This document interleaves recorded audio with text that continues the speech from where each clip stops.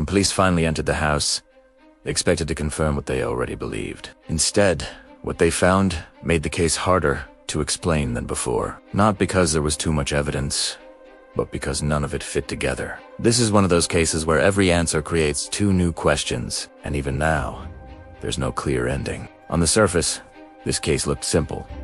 A missing person, a short timeline, a small circle of people involved. Police thought it would be routine. They were wrong. The case begins with a disappearance that didn't raise alarms right away. The person had missed work before. Friends assumed they needed space. Family thought they were busy. Days passed, then weeks. That's when concern turned into fear. A welfare check was requested, and officers were sent to the home. What they expected to find was either nothing at all or something definitive. They found neither. From the outside, the house looked normal. No signs of forced entry, no broken windows, no damage. Inside, it was clean. Almost too clean. Personal items were still there. Wallet, phone charger, shoes by the door. But the phone itself was gone. So was the car.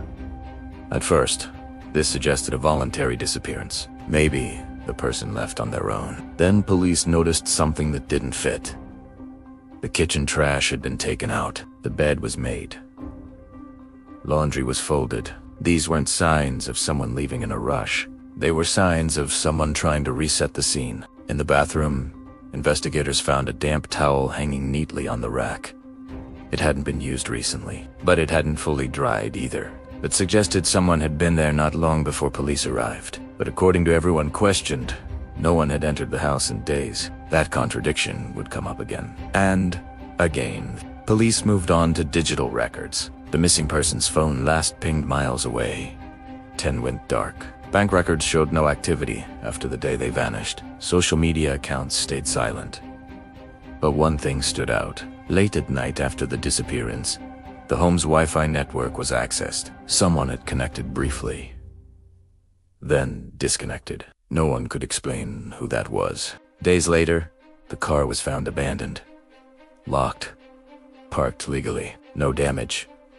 Inside were fast food wrappers dated after the disappearance, which meant someone had been driving it, but no fingerprints were usable.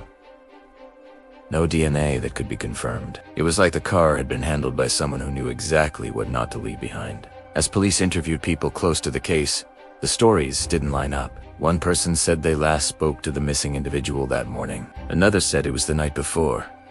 Someone claimed they were asked for a ride. Someone else said that never happened. None of the inconsistencies were big enough to make an arrest, but together, they painted a picture of something being hidden. The problem was, police couldn't tell what. During a second search of the house, investigators found something they missed the first time: a single shoe. It didn't match any pair in the house.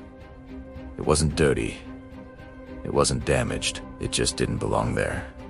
No one could explain how it got inside, and no missing person report matched it. At this point, the case stopped moving forward. There was no body, no confession, no clear motive. Every lead ended the same way. Close, but not close enough. The evidence suggested someone else was involved, but nothing proved it, and the evidence suggesting the missing person left willingly also didn't hold up. Both theories existed at the same time. Neither could fully explain the facts. Why was the house cleaned? Who accessed the Wi-Fi? Who drove the car? And most importantly, why did every piece of evidence feel intentional, but incomplete? It's as if someone wanted the case to be confusing, not erased, just unclear. Years later, the case remains open. No arrests. No official explanation. Just a house that looked normal, a car that went nowhere, and evidence that only made things stranger. Some cases end with answers. This one ends with silence, and the uncomfortable feeling that someone knows exactly what happened. They just never said it.